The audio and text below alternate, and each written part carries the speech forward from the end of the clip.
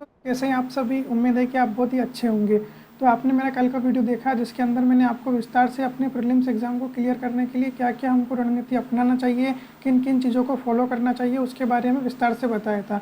तो आज का ये जो वीडियो है ये हमारा ओनली मेंस के ऊपर टारगेट है कि हमको मेंस एग्ज़ाम में अच्छा परफॉर्मेंस करने के लिए किन किन चीज़ों को फॉलो करना चाहिए, किस किस चीज़ों के ऊपर ध्यान देना चाहिए और हमें क्या क्या रणनीति अपनानी चाहिए कि जिसकी बदौलत अगर हम वो सारी चीज़ें डेली बेसिस पर ट्राई करें और उनको करने का प्रयास करें तो हम अपने मेंस में भी अच्छा स्कोर कर सकते हैं। और मुझे उम्मीद है कि अगर आप मेरे द्वारा बताए गए तरीकों को अपनाते हैं तो आप डेफिनेटली अपने ओनली मेंस अपनी लिखावट के बल पे ही सबसे ज़्यादा और अच्छे मार्क्स प्राप्त कर सकते हैं। अक्सर देखा जाता है कि इंटरव्यू के बाद बच्चे डिसाइड होता है कि उनको क्या कैटेगरी मिली है, लेकिन आप बिना इंटरव्यू के ही अपना इतना अच्छा परफॉर्मेंस कर सकते हैं कि उसी के दम पे लिखावट के द्वारा ही आप कम से कम 900 से प्लस मार्क्स गेन कर सकते हैं और अलग जो इंटरव्यू का मिलेगा उससे आप डेफिनेटली अपनी आईएएस वाले ड्रीम को पूरा कर सकते हैं। तो आइए चलो शुरू करते हैं। आपका मेरे इस चैनल में हार्दिक स्वागत है। मेरा नाम है कुणाल चौहान। चलिए शुरू करते हैं। ना देते हुए ये सब तो आपको पता ही है कि जीएस यूपीएससी के पेपर में कम से कम दो तरह से पेपर होता है। अगर हम जीएस के पेपर को देखें तो एक तो जनरल स्टडी का पेपर होता है और एक सेकंड होता है मेंस। मेंस हमारा 500 मार्क्स का होता है और ये जो जनरल स्टडी का पेपर होता है ये 1000 मार्क्स का होता है। पर पेपर हमारा 250 मार्क्स का होता है और ऐसे हमारे टोटल 4 पेपर होते हैं। इसमें भी एक पेपर हमारा 250 मार्क्स का होता है और बाकी दोनों मिला के 500 मार्क्स होते हैं। तो हम सबसे पहले आज बात करेंगे अपने जनरल स्टडी के पेपर के ऊपर। अगर मैं आपको एक बेसिक रणनीति बताऊं कि अभी अब तक आपके पास क्या चीज़ अवेलेबल है, आपके पास क्या क्या है जिसके ज़रिए आप ये प्राप्त कर सकते हैं कि अच्छे अंक आपको मिल जाए। तो सबसे पहले आपका अच्छा सोर्स है आपके पास पीवाईक्यू।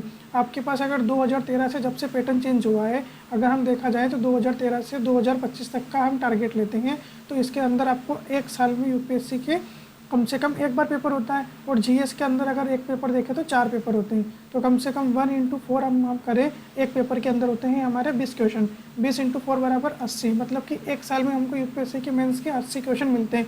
किसके मिलते हैं? जीएस के। अगर आप देखोगे तो इसके अंदर एथिक्स के अंदर जो क्वेश्चन होते हैं वो कम होते हैं, शायद 12 क्वेश्चन होते हैं। तो मैं उसको टारगेट अपने राउंड फिगर में काउंट करते हुए मान लेता हूँ कि 20 क्वेश्चन होते हैं और 4 पेपर होते हैं। टोटल कितने हो गए? 80 क्वेश्चन। 18 साल का अनुभव देखें तो कम से कम होता है 960, मतलब कि हमारे पास कम से कम 1000 अप्रोक्स क्वेश्चन है जो नए पैटर्न के अनुसार हमारे पास उपलब्ध है। 1000 तो हमारे पीवाईक्यू हो गए हैं। उसके बाद अगर देखा जाए तो और उसके बाद अगर मैं आपको एक सही रणनीति बताऊं तो जब आपका प्रीलिम्स क्वालिफाई हो जाता है, मतलब आपका प्रीलिम्स क्लियर हो जाता है, तो उसके बाद आपको यूपीएससी देता है कम से कम 90 दिन। कितने दिन देता है आपको? आराम से 90 दिन देता है। अगर 90 दिन में से आप 50 दिन भी आंसर राइटिंग करें, क्योंकि जब आप एग्जाम में अपीयर होंगे या एग्जाम देंगे तो आपको एक दिन में 2 पेपर होते हैं। कितने पेपर होते हैं? 2 पेपर, मतलब कि आपको 20 और 20 40 क्वेश्चन पर डे करना है। कितना क्वेश्चन करना है? 40 क्वेश्चन पर डे करना है। अगर आप इसी को 50 डे की स्ट्रेटजी के साथ अपनाएं तो मतलब कि आप एक दिन पेपर देंगे, एक दिन प्रैक्टिस करेंगे 2 पेपर को एक साथ लिखने की और उस अंदर सुधार करेंगे या फिर अपने आप को अपडेट करेंगे। अगर आपने पहले से सिलेबस वगैरह कंप्लीट कर लिया है तो ओनली अपना मेंस को टारगेट करते हुए कि आपको सही अप्रोच के साथ 900 प्लस मार्क्स उसके अंदर लाना है। तो आप कितने टेस्ट देंगे? 50 टेस्ट, एक दिन के 40 क्वेश्चन, तो कितना क्वेश्चन होता है? 9 से 20, कम से कम 2000 क्वेश्चन। आप अपने प्रीलिम्स एग्जाम के बाद 2000 क्वेश्चन की प्रैक्टिस कर सकते हैं, फिर 1000 ही क्वेश्चन। तो टोटल कितना हो गया हमारे पास? 3000 क्वेश्चन टारगेट सेट करते हैं। तो हमको कम से कम अगर हम 5000 पीवाईक्यू लिख लेते हैं या फिर 5000 क्वेश्चंस की प्रैक्टिस कर लेते हैं, कुछ किसी भी मिला के किसी भी एंगल से क्वेश्चंस को देख लेते हैं, तो हम मेंस में बहुत ही अच्छा स्कोर कर सकते हैं। और डेफिनेटली इतने क्वेश्चंस की कोई प्रैक्टिस नहीं करता होगा। मेंस बहुत सरल है। अगर एक बार आपने एक टॉपिक को अच्छे से पढ़ लिया, उसके ऊपर अंडरस्टैंडिंग बना ली, तो फिर बस आपको करना कुछ नहीं है, डेली क्वेश्चंस लेना है, उसको लिखने का प्रयास करता है। जितना आप लिखोगे, जितना ज़्यादा लिखोगे, उतना ही अपने अंदर सुधार करोगे। ये तो रही बेसिक बात जो किसकी थी? जीएस की और ऑप्शनल की। उसके बाद एक पेपर होता है ऐसे का, एक पेपर होता है कंपलसरी का। कंपलसरी पेपर के अंदर आपका एक इंग्लिश लैंग्वेज का पेपर होता है और एक हिंदी लैंग्वेज का होता है। अक्सर देखा जाता है कि जो इंग्लिश मीडियम के स्टूडेंट होते हैं, अगर वो हिंदी सेलेक्ट करते हैं तो वो इसमें कुछ स्टूडेंट रह जाते हैं, और जो हिंदी मीडियम के स्टूडेंट होते हैं वो इंग्लिश कंपलसरी के पेपर में रह जाते हैं। तो इसका क्या समाधान है? अगर आप हिंदी मीडियम स्टूडेंट है, आपको लगता है कि आपको हिंदी बहुत ही अच्छे से आती है, तो अभी से आपको सबसे पहले अपनी इंग्लिश लैंग्वेज के ऊपर कमांड बनानी चाहिए। या फिर आपको जो यूपीएससी का 2013 से लगा के या 2014 से जो कुछ भी अभी तक यूपीएससी का पेपर हुआ है कंपलसरी का, उसको देखना चाहिए, उसको पढ़ना चाहिए, उसको सॉल्व करने की प्रैक्टिस करनी चाहिए। अगर आप ये सब करेंगे तो डेफिनेटली आपको इस कंपलसरी पेपर में भी प्रॉब्लम नहीं आएगी। बट हाँ, ये भी एक ये भी ऐसा एक पेपर है जो आपका कितना भी अच्छा अगर जीएस भी हुआ, कितना भी अच्छा स्कोर किया, लेकिन अगर आप इसको क्वालिफाई नहीं कर पाए तो आप रिजेक्ट हो जाएंगे, मतलब आप फिर मेंस में कैटेगरी में काउंट नहीं होंगे, है ना, फिर आपका पेपर चेक नहीं होगा। तो इसीलिए आपको इन दोनों को भी नेगलेक्ट ना करते हुए इसके ऊपर भी अच्छा वर्क करना चाहिए। फिर रही बात ऐसे की, ऐसे अगर आपको एक अंडरस्टैंडिंग, ब्रॉड अंडरस्टैंडिंग जीएस की हो जाती है, उसके बाद आपको अपने ऑप्शनल की भी अच्छी तैयारी हो जाती है, तो फिर आप अपना ऐसे लिखने का ट्राई कर सकते हैं, या फिर आप वीकली हर संडे एक ऐसे लिखने का ट्राई कर सकते हैं, या फिर ऐसे को देख सकते हैं उसमें क्या क्या डायमेंशंस आ रहे हैं। ये सब भी मैं आपको अपने आने वाली वीडियो के अंदर सब कुछ विस्तार से बताऊँगा इसको क्या कर सकती हैं। आज की वीडियो का हमारा मेन टारगेट है कि हम अपने जीएस को और अपने ऑप्शनल को कैसे अच्छा कर सकते हैं। 4 पेपर होते हैं, उसके अंदर हमको समझना पड़ेगा कि उसमें सब्जेक्ट क्या क्या होते हैं। तो सबसे पहले जीएस पेपर 1 में आपको हिस्ट्री मिलेगा, ज्योग्राफी मिलेगा और सोसाइटी मिलेगा। इन तीनों के सब्जेक्ट अगर आपने पढ़ लिया है तो आपका जीएस पेपर 1 कंप्लीट है। उसके बाद अगर जीएस पेपर 2 की बात करें तो जीएस पेपर 2 के अंदर अगर आपने पॉलिटी मिलता है, गवर्नेंस मिलता है, आईआर मिलता है और सोशल जस्टिस मिलता है। अगर आपने ये चारों सब्जेक्ट भी पढ़ लिए हैं तो आपका जीएस पेपर 2 कंप्लीट है। उसके बाद अगर आपने देखें तो जीएस पेपर 3 के अंदर आपको मिलेगा इकोनॉमिक डेवलपमेंट। एक सब्जेक्ट होता है इकोनॉमी, क्या होता है, एक होता है इकोनॉमी, और आपको जो यूपीएससी के सिलेबस में मेंशन किया गया है वो है इकोनॉमिक डेवलपमेंट। मतलब कि आपको पढ़ना है आर्थिक विकास क्या होता है। आर्थिक विकास को पढ़ने के लिए आपको ये समझना पड़ेगा कि जो इकोनॉमी होता है उसके अंदर होते हैं कॉन्सेप्ट्स, थ्योरी होती है। ये यूपीएससी आपसे नहीं पूछेगा। यूपीएससी आपको इकोनॉमी मतलब जो बजट होता है या फिर पैसे से जो बजट बनता है उसको आप सुधार के काम में, उससे आप देश की उन्नति के लिए कैसे मदद कर सकते हो, मतलब आपके पास क्या अप्रोच है कि अगर आपको मनी नजरिया है कि आप किस तरह से विकास को चुनते हैं, पहले किस सेक्टर में विकास करेंगे, आपकी सोच क्या है, आप किस चीज़ को बढ़ावा देना चाहते हो ताकि अधिक से अधिक लोगों का विकास हो। ये हमारे सिलेबस के अंदर मेंशन है। तो आपको इकोनॉमी जो पढ़नी है वो इस परिप्रेक्ष्य में पढ़नी है कि आर्थिक विकास कैसे अच्छा हो सकता है। उसके बाद आपको पढ़ना है साइंस टेक, आपको पढ़ना है बायोडाइवर्सिटी, आपको पढ़ना है इन्वायरमेंट, आपको पढ़ना है डिजास्टर मैनेजमेंट और आपको पढ़ना है इंटरनल सिक्योरिटी। ये तीनों के तीनों हमारे जीएस पेपर 3 का पार्ट है। अक्सर देखा जाता है कि मोस्टली स्टूडेंट जो टॉपर भी होते हैं वो 3 डिजिट के अंदर इसके अंदर मार्क्स नहीं ला पाते। मतलब कि 3 डिजिट का मतलब हुआ कि 250 में से बहुत कम ऐसे होते हैं जो 100 प्लस जाते हैं। मोस्टली स्टूडेंट को देखा जाता है कि वो 98, 99, 90 यहाँ तक ही होते हैं, किसमें से 250 में से। तो उसके लिए सबसे ज़्यादा ज़रूरत है कि आपका माइंड, आप कितने एक्टिव माइंड से सोचते हैं या फिर आपकी थिंकिंग ही डिसाइड करेगी इस पेपर में आपको मार्क्स कैसे अच्छा आ सकता है। अगर आपकी थिंकिंग अप्रोच अच्छी है, आपकी कल्पना शक्ति अच्छी और आप निर्णय अच्छे लेते हैं तो डेफिनेटली आप इस पेपर के अंदर अच्छा परफॉर्मेंस कर सकते हैं। लेकिन अगर आपकी थिंकिंग क्षमता अच्छी नहीं है, आपके निर्णय अच्छे नहीं है, आप खाली रट लेते हैं या फिर पढ़ लेते हैं, जैसा कि हिस्ट्री में होता है, ज्योग्राफी में होता है या फिर पॉलिटी के अंदर होता है, मोस्टली फैक्ट बच्चे रटते हैं, तो उसके जरिए अगर देखा जाए तो आप इस पेपर में अच्छा। तो इसीलिए मैं आपको आज से बोलूँगा कि आप अपनी थिंकिंग एबिलिटी को इंक्रीज़ कीजिए, उसी से आपको इस पेपर में अच्छे मार्क्स मिलेंगे। कम से कम आपको इसमें 120 या फिर 110 तो लाने ही है, और इसको लाने के लिए आपको आपकी थिंकिंग एबिलिटी डेफिनेटली बढ़ानी पड़ेगी। उसके बाद सेकंड पेपर होता है जीएस पेपर 4 का, जिसके अंदर एथिक्स आता है, केस स्टडी आता है। एथिक्स के अंदर आपके मूल्य पूछे जाते हैं, एटीट्यूड होता है, ये सारा सिलेबस होता है इसका। उसके बाद जो केस स्टडी होती है उसमें आपको एक केस दिया जाता है, उसको आपको सोल्व करना है। आपका नज़रिया कैसा है, आप किसी चीज़ को देखते हो तो क्या डिसीजन लेता है यूपीएससी, इससे आपका एटीट्यूड चेक करती है कि अगर आपको कोई सिचुएशन मिल जाती है अनसर्टेन, क्योंकि एग्जाम क्लियर करने के बाद तो आपको सीधा पोस्टिंग मिल जाएगी, आप आईएएस बन जाएंगे, या फिर जो आपको जिस हिसाब से आपकी रैंक आएगी आपको वो पोस्ट अलॉट हो जाएगी। लेकिन उस सब को जांच करने के लिए यूपीएससी के अंदर एथिक्स का पेपर होता है, जो ये यानी पहले से ही चेक करती है कि आपकी थिंकिंग एबिलिटी कैसी है, आप कैसे डिसीजन लेते हैं या फिर कैसे चीज़ों को सोचते हैं। उसके लिए ये आपका पेपर रखा गया है और ये केस स्टडी रखी गई है कि आप किसी भी केस को देख के क्या फर्स्ट स्टेप लेंगे, कैसे उसे हैंडल करेंगे, क्या आप सरकार के विरोध में चले जाएंगे, या फिर अगर किसी के साथ अन्याय हो रहा है तो आप उसको न्याय दिलाने के लिए क्या क्या चीज़ों का इस्तेमाल करेंगे, या फिर आप उससे घबरा के उसको बोलेंगे कि आपके साथ अन्याय हुआ है तो आप उसको सहन कर लो, या फिर आप अपनी आवाज़ उठाकर आप अपने साथ ही अपना अहित कर लेते हैं। ये सारा डिसाइड होता है इस पेपर के अंदर, इसलिए आपको आपकी थिंकिंग एबिलिटी को बहुत ही अच्छा रखना पड़ेगा।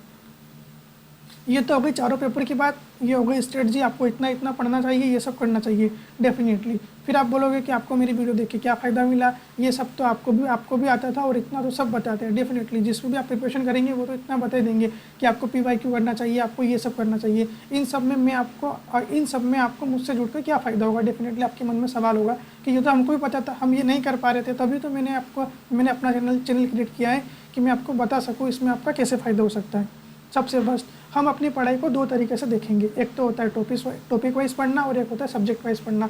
सबसे पहले अभी तक आपने जो कुछ भी पढ़ लिया है या नहीं पढ़ा है या फिर आप पढ़ रहे हैं, आप इनिशियल स्टेज में हैं, आपने प्रॉपर पढ़ लिया है या फिर आपका सिलेबस कवर हो चुका है, तो आपको अब कैसे कि अपने कदम को उठाना चाहिए।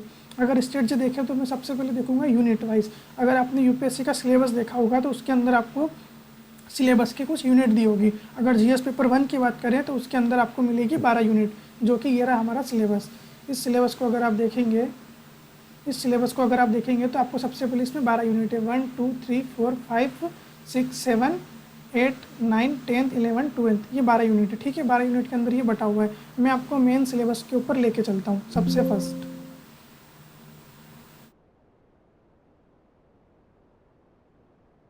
इसी का ऑफिशियल डॉक्यूमेंट, ऑफिशियल नोटिफिकेशन, जिसके अंदर आपको विस्तार से सब कुछ बताया गया है। इसके अंदर आपको देखना है जीएस का सिलेबस। जीएस का सिलेबस देखने के लिए आप सबसे पहले पेज नंबर 37 पे जाइए। पेज नंबर 37 पे आपको स्टार्टिंग में फर्स्ट पेपर मिलेगा निबंध का। निबंध के बाद आपको जीएस पेपर 1 मिलेगा, जिसके अंदर विस्तार से दिया हुआ है। जैसे कि अगर हम पहली यूनिट देखें तो उसके अंदर दिया है कि भारतीय इतिहास में प्राचीन काल से आधुनिक काल तक के कला के रूप, साहित्य, वास्तुकला और उसके विभिन्न पहलू। ठीक है, ऐसे ही आपको जीएस पेपर 2 का पूरा सिलेबस मिलेगा, जिसके अंदर मेजर सब्जेक्ट को बताते हुए ये सारा वर्णन किया गया है कि किन किन पोर्शन से आपसे क्वेश्चंस पूछे जा सकते हैं या किससे पूछने की संभावना है। थर्ड यूनिट को देखेंगे तो उसके अंदर भी यही सब कुछ लिखा हुआ है।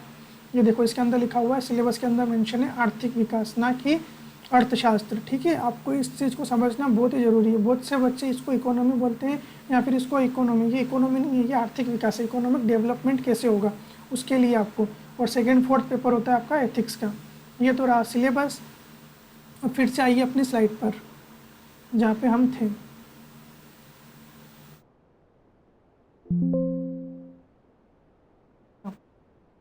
वेबसाइट बताई थी ये वाली। ये तो तरीका हुआ हमारा यूनिट वाइज सिलेबस को देखने का। अब हमको पढ़ना कैसे? क्या इन सारे यूनिट से एक एक क्वेश्चन एक एक यूनिट से आता है? नहीं, इससे यूपीएससी में क्वेश्चन नहीं आता है। तो फिर किस यूनिट से क्वेश्चन हर साल आता है? किस यूनिट का वेटेज ज़्यादा है? क्या इस यूनिट से हर साल एक नया क्वेश्चन आता है? डेफिनेटली आ भी सकता है।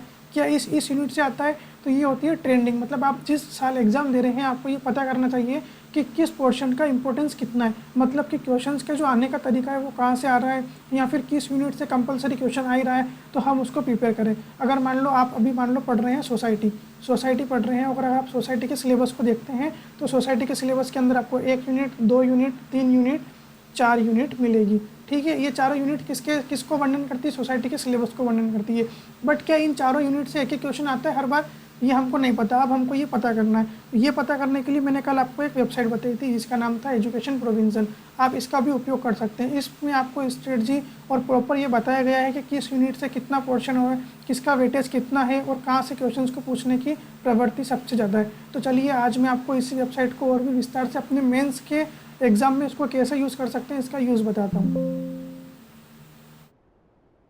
सबसे पहले अगर आप सर्च करेंगे तो अगर आप ये अपने टेक्स्ट बार में लिखेंगे सबसे पहले educationprovision.com, तो ये आपको ये वेबसाइट शो होगी। ये इसका फ्रंट पेज है। ठीक है, जो डेस्कटॉप में शो हो रहा है। अब आपको क्या करना है, मेंस में जाना है, मेंस यूपीएससी मेंस के अंदर। फिर आपको क्लिक करना है टॉपिक वाइज क्वेश्चंस। इसके अंदर आप क्लिक करेंगे तो आपको एक चार्ट खुल जाएगा।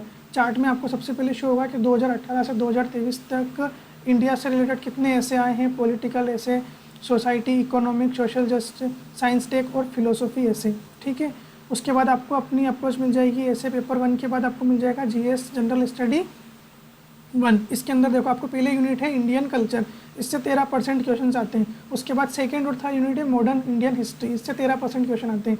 इसके बाद पोस्ट इंडिपेंडेंस, इससे ओनली 1% क्वेश्चन आता है इस यूनिट से। तो आप इस यूनिट को ज़्यादा ध्यान ना देते हुए ज़्यादा ध्यान अदर पे दे सकते हैं जिससे क्वेश्चन आते हैं। उसके बाद आप अगर देखेंगे तो 11th यूनिट वो है इंडियन ज्योग्राफी। डेफिनेटली इससे 21% क्वेश्चन है। मतलब अगर आप जीएस पेपर 1 में इंडियन ज्योग्राफी वाला पोर्शन अच्छा कर दें तो डेफिनेटली आपको फ़ायदा मिल सकता है। उसके बाद अगर आपको जो सब्जेक्ट आप उसको और भी विस्तार से देख सकते हैं। जैसे कि मैंने सेलेक्ट किया ज्योग्राफी। फर्स्ट पेपर में जब वेटेज दूंगा ज्योग्राफी को सबसे पहले कवर करने का ट्राई करूंगा, क्योंकि इसी का वेटेज सबसे ज़्यादा है। ठीक है, ये आंकड़े 2018 से 2023 तक तो इसका पेपर इसके अकॉर्डिंग होना था, शायद ये भी अपडेट नहीं हुआ है। और उसके बाद 2025 का भी पेपर रिसेंटली हुआ है, तो वो भी टाइम के साथ अपडेट हो जाएगा। इसी के साथ आपको इसमें जीएस पेपर 2 भी मिल जाएगा, जिसमें 1 से 9 तक की जो यूनिट है वो कॉन्स्टिट्यूशन की और पॉलिटी की है। उसके बाद गवर्नेंस एंड सोशल जस्टिस, और उसके बाद इंटरनेशनल रिलेशंस। आप इसको भी वर्णन से देख सकते हैं। उसके बाद जो जीएस पेपर थर्ड है उसके अंदर इकोनॉमी, इंडियन इकोनॉमी की 1 से 10 तक यूनिट है, जिसके अंदर 41% सिलेबस आपका कवर होता है एक पेपर के अंदर 20 क्वेश्चन में से। तो आप इसको देख सकते हैं कि ये आपका वेटेज कैसे निर्धारित करता है। इस वेबसाइट पर आप अच्छे से स्क्रॉल करके बहुत कुछ सीख सकते हैं। अगर मैं जाता हूँ सबसे पहले इंडियन ज्योग्राफी के अंदर जिसका वेटेज है, तो मैं ज्योग्राफी के ऊपर क्लिक करूँगा। मैंने आपको कल बताया था कि अगर आपको इसको हिंदी में ट्रांसलेट करना तो आप यहाँ जाइए, जो लास्ट में क्वेश्चंस मिलेगा इसमें आपको लैंग्वेज मिलेगी, आप हिंदी को सेलेक्ट कीजिए, ये पूरा हिंदी में कन्वर्ट हो जाएगा। अब उसके बाद भूगोल के ऊपर क्लिक कीजिए। भूगोल के अंदर आपको तीन कैटेगरी मिलेगी, एक तो वर्ल्ड ज्योग्राफी मिलेगा, इंडियन ज्योग्राफी मिलेगा, फिजिकल ज्योग्राफी मिलेगा। अक्सर देखने को मिलता है कि फिजिकल ज्योग्राफी बच्चे साल भर तक रटते हैं, पर उनके अगर क्वेश्चन आने की प्रवृत्ति कितनी है, ओनली 11%। उसके बाद इंडियन ज्योग्राफी से कम 58% और उसके बाद वर्ल्ड ज्योग्राफी से 30%। तो आपको अगर ज्योग्राफी पढ़ना है तो ज्योग्राफी आपको इस वे में पढ़ना चाहिए कि आपको सबसे इंडियन ज्योग्राफी को पहले कवर करना चाहिए, फिर वर्ल्ड ज्योग्राफी को और फिर फिजिकल ज्योग्राफी को। ये हुआ एवरेज। अब देखो विश्व भूगोल से कितने क्वेश्चन आए, तो 2018 से 2023 के बीच में आए हैं ओनली 13 क्वेश्चन। उसके बाद इंडियन ज्योग्राफी से कितने क्वेश्चन आए, तो भारत के भूगोल से आए कम से कम 12 क्वेश्चन, 25 क्वेश्चन आए हुए हैं। जो 12वीं यूनिट है भौतिक भूगोल से अभी तक आए हुए हैं टोटल 6 क्वेश्चन। ये एवरेज आपको 2018 से 2023 के बीच का है, ठीक है। आपको 24 और 25 का इसमें अपडेट करना होगा, या फिर इस वेबसाइट में समय के साथ अपडेट हो जाएगा, या फिर आप इससे देख सकते हैं। ये प्रॉपर आपको बताएगा कि ये जो क्वेश्चन है वो आपको कहाँ पे मिलेगा, कितने मार्क्स का मिलेगा। 2022 का क्वेश्चन है, क्वेश्चन नंबर 14। अगर आप 2022 का पेपर उठाएंगे तो क्वेश्चन नंबर 14 पे ही आपको क्वेश्चन लिखा हुआ मिलेगा। ये 15 मार्क्स का है और 250 वर्ड्स का है। आप इसको इस वेबसाइट को विस्तार से पढ़ सकते हैं, ठीक है। ये तो हुआ रिसेंट ट्रेंड, जिसके जरिए हम ये पता कर सकते हैं कि हमें हमारी प्रिपरेशन को किस ओर मोड़ना चाहिए, कम पढ़ के अच्छा कर सकते हैं। ये तो वो स्टूडेंट है जो 2026 को एग्ज़ाम को टारगेट कर रहे हैं और 2026 में अपना अच्छा परफॉर्मेंस करना चाहते हैं। अब मैं उनको बताता हूँ कि जो 2027 या फिर 28 कर रहे हैं, या फिर आप अपने सिलेबस को और भी होलिस्टिक लेवल पे तैयार करना चाहते हैं। तो सबसे पहले आ जाइए अपनी स्लाइड पर।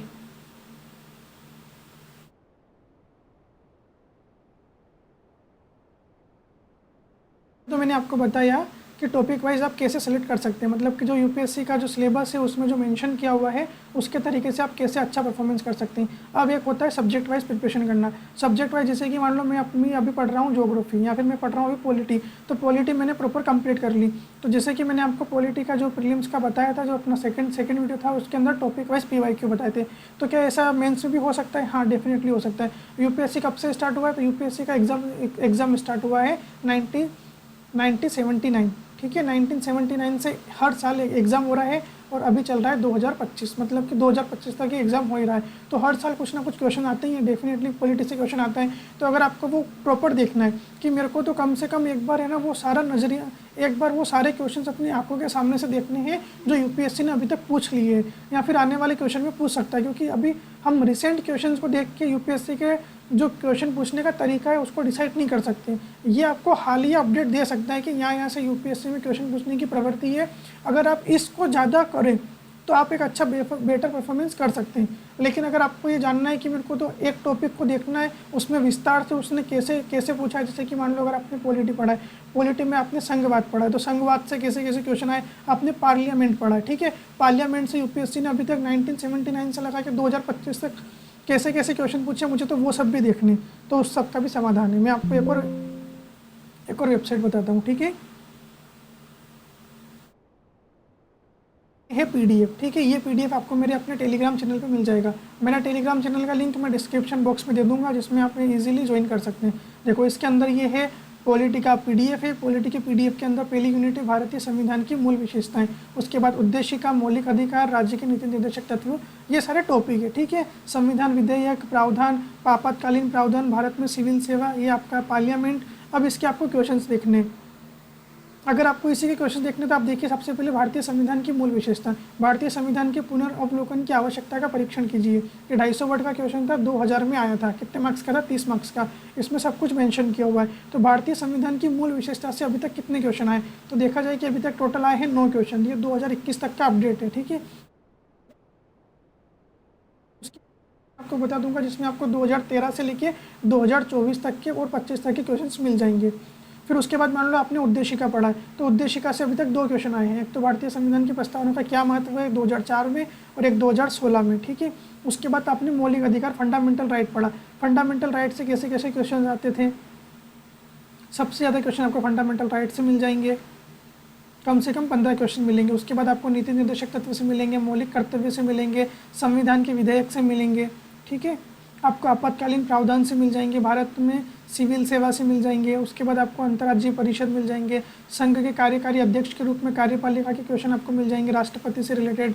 अब आप इसमें पता कर सकते हैं कि राष्ट्रपति से रिलेटेड क्या क्या क्वेश्चन पूछे जा चुके हैं और अब क्या क्या आ सकते हैं। इसीलिए अगर आप देखेंगे तो वर्तमान समय में दूसरे राष्ट्रपति या फिर दूसरे देशों से कंपेयर करके भारत की पूछता है। तो वो क्यों पूछता है, क्योंकि यूपीएससी ने बेसिक क्वेश्चंस पहले पूछ लिए हैं। इसीलिए अपने यूपीएससी का ये टारगेट होता है कि अपने क्वेश्चंस को दोबारा ना दोहराए, कुछ नया किया जाए।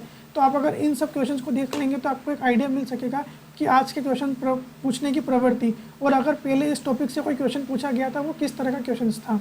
ये पीडीएफ आपकी बहुत हेल्प कर सकता है। ऐसे जितने भी सब्जेक्ट होंगे वो सारे पीडीएफ आपको मेरे अपने टेलीग्राम चैनल पर मिल जाएंगे।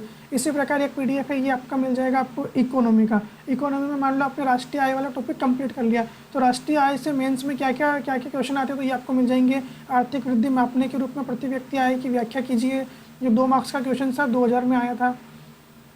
इसी प्रकार से आप ऑलरेडी ओनली ऑन यूपीएससी ने खुद ने अपने एग्जाम में पूछे हैं, और वो भी आईएएस के एग्जाम में। तो आप एक बार आप अगर इनको पढ़ लेते हैं तो डेफिनेटली आपको बहुत सारे क्वेश्चंस मिल जाएंगे, जिसमें आपको एक टॉपिक बहुत अच्छे लेवल से कंप्लीट हो जाएगा। अगर आप भी ये सब कर लेते हैं तो डेफिनेटली आपकी मेंस की प्रिपरेशन भी बहुत अच्छी हो सकती है। जो कि आपको डर था कि आपको क्वेश्चंस कहाँ से मिलेंगे, तो मैंने आपको बहुत सारे लेवल पे मल्टीपल्स क्वेश्चंस प्रोवाइड कर दिए, ठीक है। आप अपनी प्रिपरेशन को 2 तरीके से कर सकते हैं, या तो आप टॉपिक वाइज पढ़ लो। टॉपिक वाइज पढ़ोगे तो बहुत अच्छा रहेगा। आप किसी एक सब्जेक्ट को सेलेक्ट करो, फिर उस सब्जेक्ट के उस टॉपिक को पढ़ो, फिर उस टॉपिक के आप टॉपिक वाइज क्वेश्चंस देख लो और उसको विस्तार से पढ़ लो। क्वेश्चंस देख लो, उनको लिखने का ट्राई करो, इससे आपको बहुत ही ज़्यादा बेनिफिट मिलेगा अपने प्रिपरेशन को आगे बढ़ाने में। ये है वेबसाइट, एक और नई वेबसाइट है जिसका नाम है हिंदी आयरिश। इसके अंदर आपको अपने जो यूपीएससी के क्वेश्चंस है, जो आपको 2013 से क्वेश्चंस हुए सब्जेक्ट वाइज, अगर आपको 2013 से देखनी, आपको इतने पुराने क्वेश्चंस नहीं देखने हैं क्योंकि अभी आपके पास टाइम नहीं है, तो आप सबसे पहले इस वेबसाइट पे जाइए। फिर इस परीक्षा के अंदर आप यूपीएससी प्रश्न पत्र पर जाके इसको आपको ये पेज ओपन हो जाएगा। इस पेज को आपको ओपन करने के बाद आपको मिलेंगे यूपीएससी क्वेश्चंस पेपर्स मुख्य परीक्षा के। ये आपको विषय अनुसार सारे प्रश्न मिल जाएंगे। जैसे कि मैंने सेलेक्ट किया भारतीय भूगोल, ठीक है। भूगोल के ऊपर गया तो 2024 में भूगोल से जितने भी क्वेश्चन आए वो यहाँ पे सारे एक साथ लिखे हुए हैं। फिर 2023 में जो सारे क्वेश्चन आए वो एक साथ लिखे हुए हैं 2022 में, ठीक है। ये आपको 2013 तक का अपडेट मिल जाएगा इस क्वेश्चन के अंदर। 2013 से पुराने चाहिए तो आपको इस वाले पीडीएफ की मदद लेनी पड़ेगी, 2013 तक चाहिए तो आपको इस वेबसाइट की मदद लेनी पड़ेगी। और अगर आपको और भी रिसेंट अपडेट चाहिए जिसमें आपको अपने को क्वालिटी को इंक्रीज़ करना है तो आप ये भी वेबसाइट देख सकते हैं।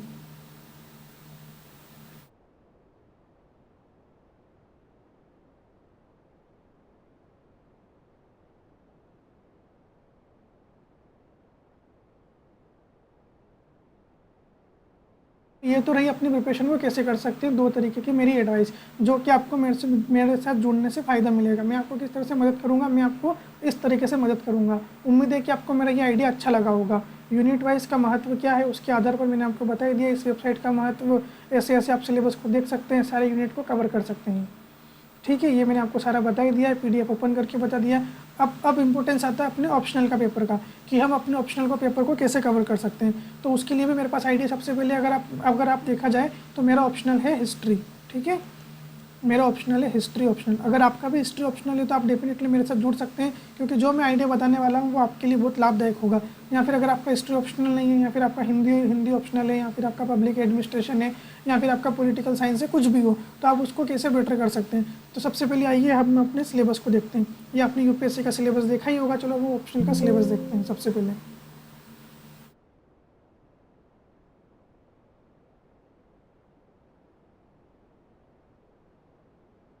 का जो सिलेबस है आप उस पर चल जाइए। ये इतिहास का सिलेबस है, हिस्ट्री ऑप्शनल का, तो मैं सबसे पहले इसका हो गया। इसके अंदर अगर मैं देखता हूँ तो जीएस पेपर मतलब प्रश्न पत्र 1 मतलब पेपर 1 के अंदर मेरे अंदर टोटल 1 2 3, अगर मैं उसको यूनिट वाइज बांटूँ तो पेपर 1 के अंदर टोटल मेरे पास यूनिट है 24 यूनिट, ठीक है। पेपर 2 के अंदर देखा जाए तो उसके अंदर मेरे पास यूनिट है टोटल कवर करना है तो मैं कैसे करूँगा। इसके लिए मेरे पास सबसे अच्छा आइडिया है कि अगर आप मेरे साथ भी जुड़ते हैं तो मेरा ये तरीका रहेगा, एक हफ्ते में कंप्लीट करें। क्या करें? एक यूनिट को एक हफ्ते में कंप्लीट करने का अपना टारगेट बनाएं।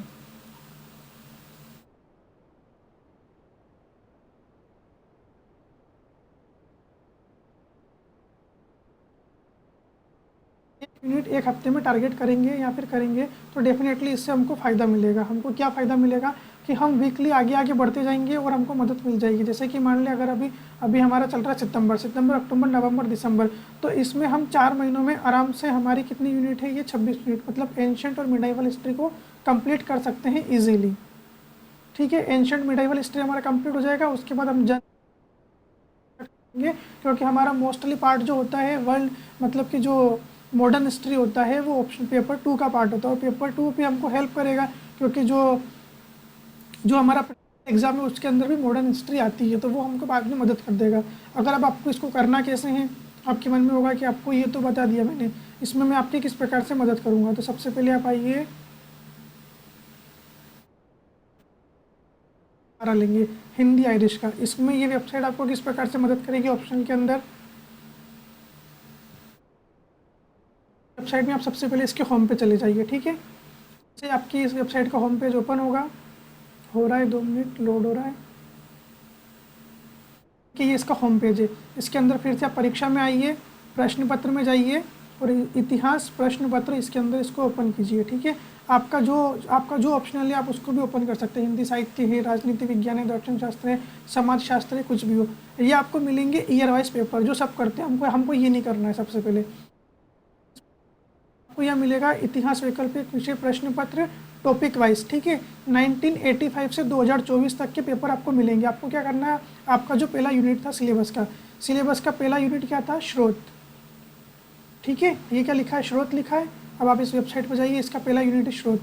उसके बाद सेकंड यूनिट है प्रोग ऐतिहासिक और आद्य ऐतिहासिक काल। क्या आपका सेकंड भी यही था? हाँ, बिल्कुल यही था। उसके बाद आपको थर्ड मिलेगा सिंधु घाटी सभ्यता। इसमें सिंधु घाटी सभ्यता है, हाँ है। तो हम इसको कैसे यूज़ करेंगे, मान लो कि आपने कोई यूनिट सेलेक्ट किया, आपने आपका फर्स्ट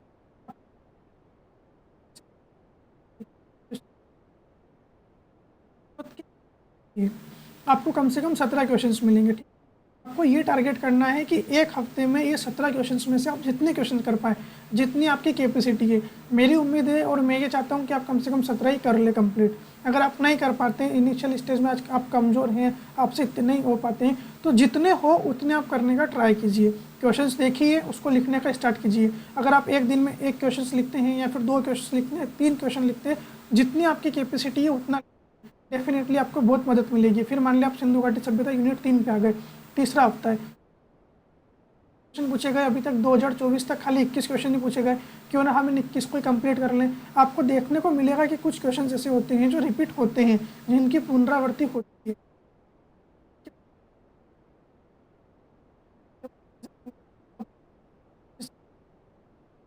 ठीक है, पूरी इस यूनिट के अंदर आपको मिल गया मौर्य साम्राज्य के सारे क्वेश्चंस।